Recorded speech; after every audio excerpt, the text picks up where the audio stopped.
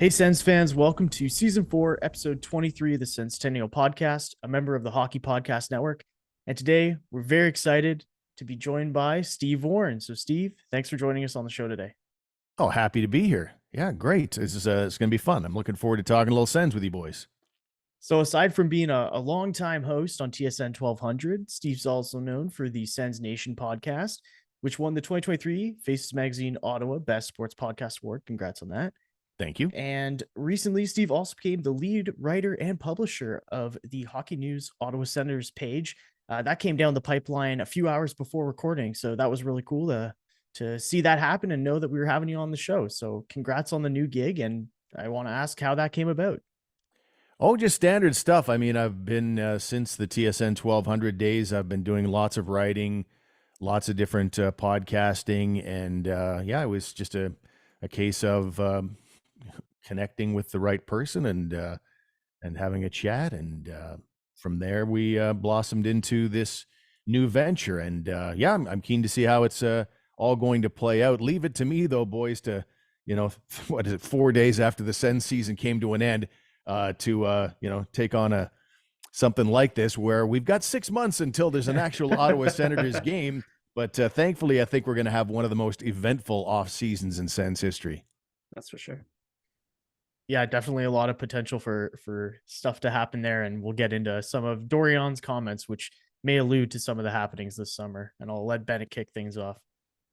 Yeah, well, again, thanks, Steve, for joining the show. Appreciate it. It's the perfect segue to talk about Pierre Dorion, GM, his end-of-year press conference yesterday. A lot of interesting things said in the span of 30 minutes. And he spoke about his expectations for this season, and that he believed the Sens made huge strides. Do you agree with some of his comments? And did the Ottawa Senators meet your expectations for the 22-23 season? I agree with the thought that they did improve. They mean, statistically, it doesn't lie. 13 points better than last year, I believe it was. And so I think that, you have to measure it out that way. From my perspective, though, which is an entirely different animal, I think it's a big disappointment because I really thought this was a playoff team for this year. I will say that, some of the sins of this team had nothing to do with them. I mean, I look back to March 4th, boys, when the Sens took on Columbus. At that stage of the game, if they'd gone to Chicago and won that game, they'd be 1 point out of a playoff spot. Yeah. But that's when Talbot got hurt. Forsberg had been hurt not that long before that, and they go 1-5-1 or something like that on that road trip. Yeah. And that was, I think, to their own admission today in the last few days, that that's what kind of undid their season. And so, I'm disappointed by it. But I don't think it's all on the Senators. I think some of it is that terrible start that they got off to when they were relatively healthy. That was what we all thought they couldn't get away with. And DJ Smith, I thought, would pay for that with his job by Christmas. Didn't happen, though, with the Pierre Dorion being really, really loyal. And but I think the bottom line is, I think it's disappointing that they didn't make the playoffs this year, but it's not all the Sens' fault. No. And some of it was injuries, but it's interesting you mentioned DJ and how you thought that he should have got the can earlier in the season. I think many fans would agree with you. Would you chalk that up to the ownership rumors and Dorion being hesitant to pull the trigger when change could be coming in the offseason regardless? Or do you chalk it up to like you said, to loyalty? Yeah, I think it might be a little from column A and a little from column B. I think that Dorion was upfront about that back in November. The Sens had gotten off to a 4-7 start, and he talked about the loyalty factor, and I think that was at play. But I had a real feeling throughout the course of the season, right up until the Chychrun deal, that maybe they were saying, "Hey, easy on the whole spending thing. If you're going to bring in a new coach, that's not ideal." As we try and let these people, I don't know how many, 12, 15 potential owners of this team go through the books, we maybe don't want to see any spikes in salary along the way. So maybe that was at play as well. So to answer your question, maybe both factors were at play. And we'll definitely touch on the future of DJ Smith soon. But one of the other elephants in the room to begin the offseason is whether Alex DeBrincat will sign a long-term extension, whether he'll just take his qualifying offer, or whether he'll actually even be on the team going forward, depending on what his choice is on his own future. So I know you just wrote an article about this in the Hockey News, and obviously you laid out the different scenarios there. But how are you personally hoping that the situation plays out? Is there something that you have a preference for? I would keep DeBrincat around because I think he's an established goal scorer in the league and one of the best. You know, I know there'll be conversation about, well, at $9 million, that's a lot of money. You can't pay everybody north of $8 million on this team that's one of their core guys. But I'll be happy to sacrifice somebody else on this roster that you want to talk about. That's how much I think of Alex DeBrincat. He's 25. He's turned 25 now. And he's got 241-goal seasons. And people forget sometimes about the third season where he had, that was 2 years ago, he was third overall in NHL goal scoring, on pace for 50, but the COVID strike, the COVID shortened year kind of took care of that. So that's not something the Sens have a lot of right now. I mean, you can't have enough of the goal scoring factor. And I feel like this past season was more the anomaly. I think that he's going to have a bounce back year wherever he is. But you ask me personally, DeBrincat would be one of my core guys, and I would keep him around even if that meant sacrificing or trading away another guy that others consider a core guy. No, I totally agree. I personally want to see him return for, an extension of 7-8 years, whatever he wants. I think the other problem is, like, before Ottawa traded for Alex DeBrincat, what did everyone want for the Sens? Yes, a top four defenseman, but also another top six scoring forward. They Right. went out, they get Alex DeBrincat, and now everyone's like, well, we should trade that guy away. But Ottawa doesn't have anyone who can fill that hole in their roster.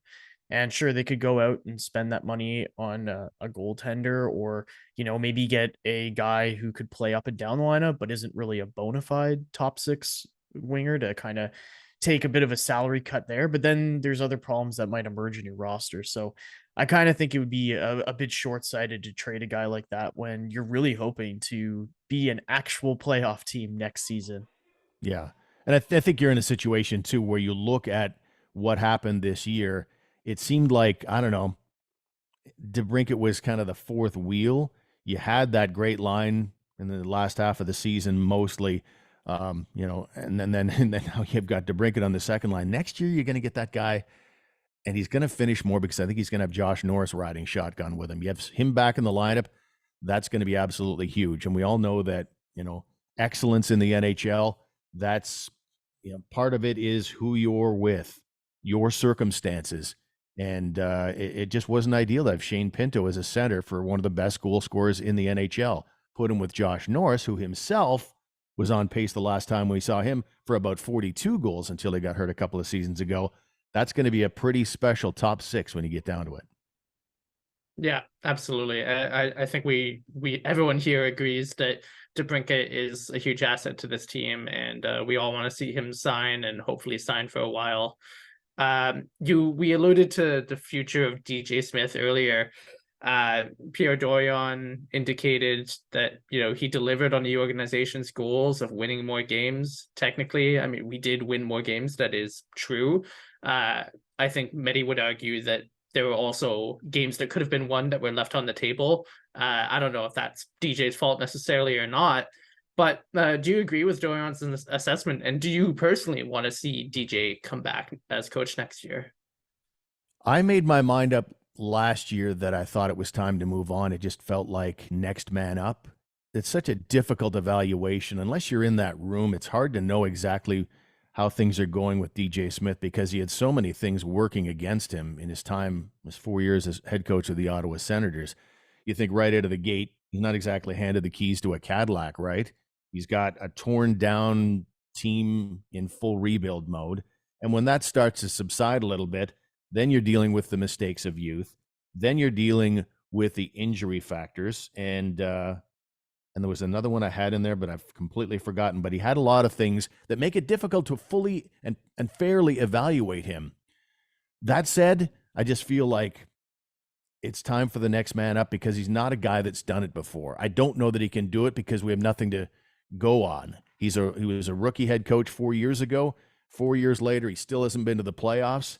And I would have liked to have seen a little more progress along the way. And there were some decisions along the way where I'm watching the game and I'm going, Why? Okay, you're late in the game here. Why wouldn't you pull your goalie and go to a 6-on-4 situation when you just got the power play at the end of the game? But no, he just lets it play. Just little moments like that made me question where he's at. And the other factor is, okay, now I think we can agree between the three of us, this is a team that has an awesome chance to be in the playoffs next year. Do we have to wait for the learning curve of him to learn how to win in the playoffs against some of the cagey coaching veterans around the NHL who've been in those wars before? Maybe it is time for a guy who's got that experience already. Mm-hmm. It's very rare in this league to see a coach come in to a basement team and take them all the way through the rebuild to the playoffs and then eventually to playoff success. I mean, very few teams win the cup to begin with, and I don't know that any of them win it with the coach that also coached them while they were tanking for picks, basically. I agree. I think it would probably be a little bit of a stretch for DJ.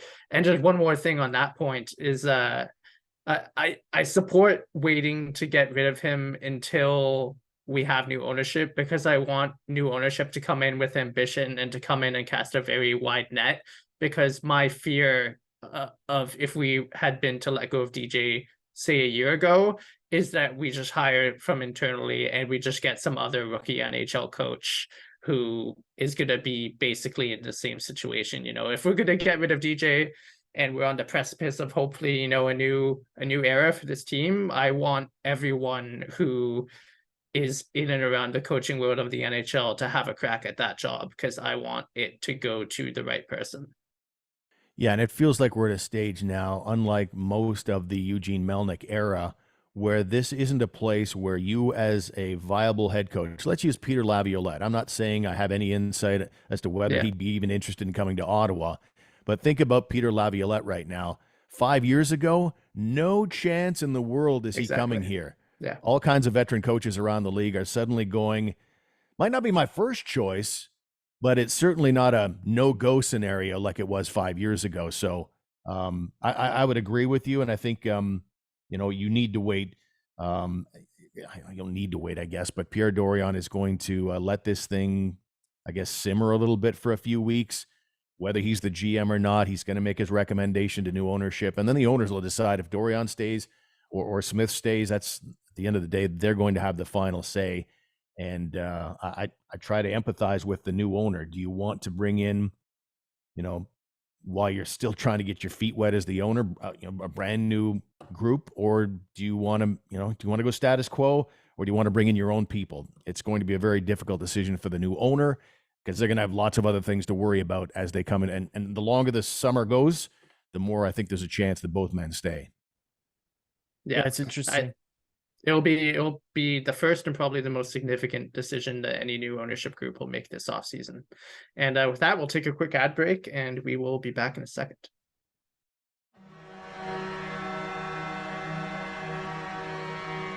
It's NBA playoffs time. That means big hoops action with DraftKings Sportsbook, an official sports betting partner of the NBA. Get in on the excitement of every game with the touch of a button. New customers can make a $5 pregame moneyline bet and score $150 in bonus bets if their team wins. Plus, everyone can score a no-sweat same-game parlay every day during the NBA playoffs. Open the DraftKings Sportsbook app, opt in, and place a same-game parlay on any NBA game. If it doesn't hit, you'll get a bonus bet back up to $10. The Golden State Warriors are always going to the finals, and they're a pretty safe bet in my opinion. Download the app now and sign up with code THPN. New customers can make a $5 pregame moneyline bet and score $150 in bonus bets if their team wins. Only at DraftKings Sportsbook.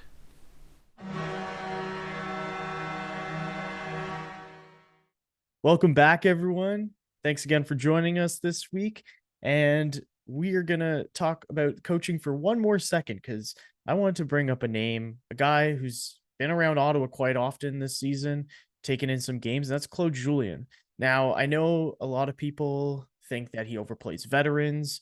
Ottawa won't have a ton of veterans to overplay going into next season, so that kind of is one problem solved on its own, but he's a guy who's only ever missed the playoffs twice in his NHL career as a coach. His teams have always had great possession numbers, and he's done it without having extremely star caliber players. He's never really had a player on his team who's eclipsed a high point total. I believe I looked up over the course of his entire career, he's had like 2 players who've eclipsed, I believe, the 80 or 90 point mark at all. So he's able to do a lot with the teams he has. He has, playoff success, obviously winning a cup with the Bruins in 2011. And, is that a guy that potentially there is some interest in from the Senators' perspective if DJ Smith doesn't return next season? Well, if you're the next owner of this team and you hire, I guess, you'll hire a president or something like that, and you have to figure out who your next coach is going to be, why wouldn't that intrigue you? A guy versus a DJ Smith who you hope one day can maybe win a Stanley Cup versus, whether it's Claude Julien or someone else, someone who has won a Stanley Cup. I like the people that have been there, done that. There's something to that, but there's also something to today's hockey player. These guys in their early 20s, they're a lot different than guys 20 years ago. So one might ask the question, is Claude Julien still in touch with where players are at today? That's a discussion that whether it's Pierre Dorion or someone else is going to have with him and get a real good sense that can he relate to today's players? Because the last thing you want, because one of the strengths of this hockey team right now is their love for each other, their love to come to the rink. I think that can unravel a team too. That if they start hating coming to the rink every single day because they know the coach is going to be all over them, and I think that was Guy Boucher's undoing a few years ago, that's going to be problematic too. So, but to answer your question, sure, he would absolutely be on the radar. He's done it before, and maybe he can do it again for the Sens. Yeah, cool. That's all I have for you. Yeah, and it is a young team, and potentially going to be even younger next year, as Dorion spoke during his press conference about some of the pending UFAs, some of whom we know for sure will not be coming back next season, some of whom have futures with the Sens that are up in the air. Which of the UFAs that are out the door or potentially out the door do you think are the most interesting? Who would you like to see stay of that crop, if any of them? And what did you make of how, your Cam Talbots, your Nick Holdens, your Brassards, and your Hamonicks contributed this past season? Well, let's run through the list then of strictly UFAs you want to hit here. I would say Austin Watson would be a name that pops immediately to mind. He was kind of hit and miss for me. Some nights he would be tremendous on the penalty kill and do some good things. In that role, I would like to see a guy that maybe has a little more offensive upside and maybe wins a few more fights. Austin Watson was in almost every time he decided to drop the mitts, it was either 50-50 or lose the fight. And I'd like to see a guy's maybe got a little more fighting ability than Austin Watson has. I mean, if you can bring him back in and around the 1.5 he made, then great, maybe a 1-year deal, but it sounds like he wants more than that. I would look at, if Derek Brassard is fully healthy again, because I liked him this year. I didn't like him in the first half. By the second half, he kind of won me over. And even though he had won me over, I was still in the mode of, I don't think that guy has a step to give. So if he loses a step from this really serious injury, I think you need to turn the page on him. But you keep the door open because he was a good soldier for this team, not just this year, but in the 2017 run to the conference final. You look at Nick Holden, disappointing from the perspective of, I think everybody in that room is really going to miss him. We get little glimpses, obviously, through their social media, and you see what a great guy he seems to be, just one of those guys that you'd like to have a pint with. And I just think that it's a numbers game now for him. I don't think he'd necessarily hurt you in a 5-6 role, but there are better, younger options at this stage of the game. Hamonic is going to be in that role, I think, in that 5-6 role. I think you bring him back. But if he wants to be more than 1 year, I don't know if I want to go there either, because there were moments this year where Travis Hamonic frustrated the hell out of me. Where he looked at times clumsy with the puck here and there, but in a 5-6 role, that's better cast for him, and I think he'd be considerably more effective. Have we covered all the UFAs? Who else have I missed? Oh, Cam Talbot is the other one. Yeah. I I'm probably like kind of going upstream on this one because I think a lot of people had decided that they'd had enough of Cam Talbot. But I look at it from the perspective of, yeah, I wasn't real happy with his first season, but then you factor in the injuries and he never really was able to get back on track. I thought the world of that guy when he arrived here. And I feel like even still, like right now, had he stayed, I think he might still be their best goalie in the organization, at least in terms of if you want to make the playoffs next year. I think he probably still represents your best option to get there. So I don't blame them for moving on from him, but they better have a pretty damn good plan B, because right now their lineup of goaltenders, I don't think is going to get you to the playoffs. Yeah, and that's definitely something they'll have to address.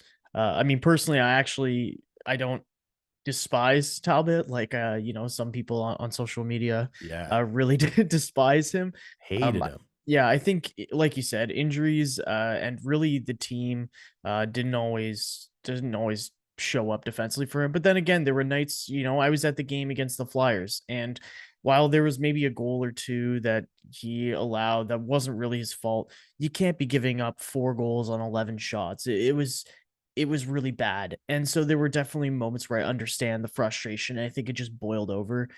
Personally, I think Forsberg, if he hadn't had the big knee injury he had, I think he would have been able to show that he's still the number one goalie in the organization. I have hopes for him going forward, but I also agree with your assessment that the Sens need to look at external goalie options going into next season. If they want to, turn this team into a real playoff team. And there's some names out there that I think are interesting. I know Daniel Briere, he's taken over the helm of the Flyers, and a guy like Carter Hart might be on the block as a guy wanting a fresh start. I like him for starters. I mean, there's some other guys out there for sure, some UFAs, but depends how much money they want. All that to say, I think that goaltending needs to improve for sure going forward, and I don't think Talbot is the answer. And I think we all kind of know that. Yeah, and I'm just coming at it from the perspective of it wasn't as bad as people are making out. And I also look at the injury factor and the timing of it, because, I mean, the first half of the season, he's dinged up, but I don't think people were looking at him going, okay, this guy's absolutely not the answer. That came later in the season and his final injury rolled around. I think that probably what happens is Forsberg goes down, and if he doesn't go down, Talbot probably takes a lot longer with that final injury, the third of 3 that he had on the year. He probably doesn't bother coming back as Forsberg's there. Think of the pressure you feel. Once Forsberg's ruled out for the year, now you got to go with a guy, 2 kids who don't. If I'm not here, we got to go with 2 kids. I better, try and get back in there. So I think when people were really down on him with the last third of the year, and my guess is he's in there trying to play through injury, and he looked really, really poor at that stage. Don't forget, this is the guy that a couple of days after Christmas set the Ottawa Senators single game saves record in a victory. So he showed us a glimpse of what he can potentially still be. But I think, I don't have a big problem with them moving on from him. Again, like I said, whether it's Carter Hart or somebody else, I was reading about John Gibson today as maybe a possibility, 29-year-old goaltender who 4 or 5 years ago had the gaudiest stats in the NHL. But as the Ducks got bad, so did he, and his stock has fallen badly. Whereas he has a 900 save percent, under 900 save percentage. So, but there are names out there for sure that they can kick the tires on. But I wonder if anybody is truly going to be a massive upgrade on what they had in Talbot.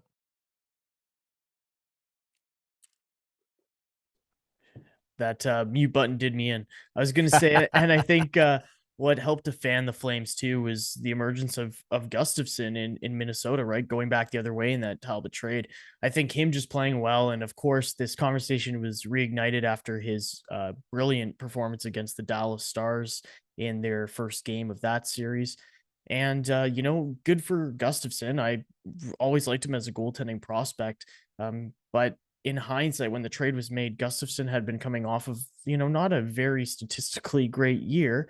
And I get it. He was still young, but the Sens were like, okay, we got DeBrincat, we got Giroux. We really think we can make a run at the playoffs, but we're not totally confident in Gustafson as a backup.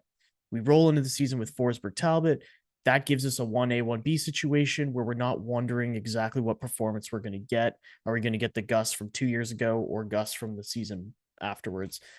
So anyway, I get it. Like I wish the trade hadn't happened now in hindsight, but it is what it is, right? And yeah, I think that kind of, like I said, has really fanned the flames on the whole debate. Yeah, I think it's common with hockey fans, right? We allow what we know, in hindsight to color our opinion of how we felt back then. I'd never made that deal in a million years. Look at what this guy's doing. We all know, you know what? I think fans were actually down a little bit at the time of the trade on Philip Gustafson. He was Gus the Bus the previous season. He was the best goalie the previous season, if you look at the stats, but he kind of faded out. Forsberg ended up being the guy, and people were kind of, Gustafson, nice goalie. I don't know if anybody had fully given up on him, but they were down on him a little bit. And it's total revisionist history to suggest that was like the most appalling trade. But that said, you know what? That's your job as a GM, to break out the crystal ball and predict what is going to happen. And deals like that, like you said, it's to bring in a little insurance with Forsberg. So you bring in the insurance with a veteran. Yeah, you might regret that 3-4 years from now, that kind of trade, to trade a young goalie and to bring in a veteran. You're not supposed to regret it within 3 months. And so that's tough to live with for Sens fans, because Gustafson is exactly the kind of goalie that Dorion would probably like to go out and get this summer. A guy who is starting to really emerge as an excellent goalie, but he's also right in the wheelhouse age-wise to grow with the core. Yeah. And lastly, Steve, and again, thanks for coming on the show. What's your outlook for this team going forward? We've seen the team take a step this year. We know that. What's your outlook for the season to come, the season after that? We've talked about some holes, some potential pitfalls with this roster. How do you see these playing out? I really only am worried about goaltending right now as far as the roster goes. And as long as everybody else starts healthy and stays healthy, relatively healthy, nobody gets through a whole season healthy fully.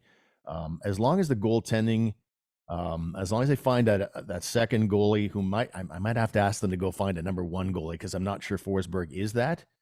He might be that, but it's a pretty small sample size as a number one. He's always been kind of a backup roller, filling in because of injury. Hello, Matt Murray. But if you get the right goalie injected into this organization, maybe a new coach that can mop up some of the defensive foibles they've had. Because let's be honest, that's one thing you can say about DJ Smith. The D zone coverage, it was rough a lot of nights. They're a team that absolutely loves to go offensively, but they didn't have nearly the same passion for the defensive side of the game, which is sort of the workhorses versus the show ponies. The next coach hopefully will come along and either communicate better what he expects defensively. And if it's not a communication issue and they do get it and they're not doing it, then you're making the kids accountable for not doing it. So coach, goaltending, and staying healthy. If those three, even two of those three things come together for the coming season, I guarantee this is a playoff team. I couldn't agree more. Yeah, well, Benet, unless you have anything else to add. No, that's good for me. Awesome. Well, Steve, thanks again for joining us. Really appreciate it. I know I plugged your new role with the Hockey News at the beginning of the show here, but is there anything else you wanted to share before we end this week's episode? Let's see. What do I want to share? Well, it was nice to be on the show with you from a plug standpoint. Yeah, you can go to thehockeynews.com, just click on teams, and you'll see the brand new Ottawa Senators page. Hockey News is basically expanded this year to, they're expanding here in the off season for the next season.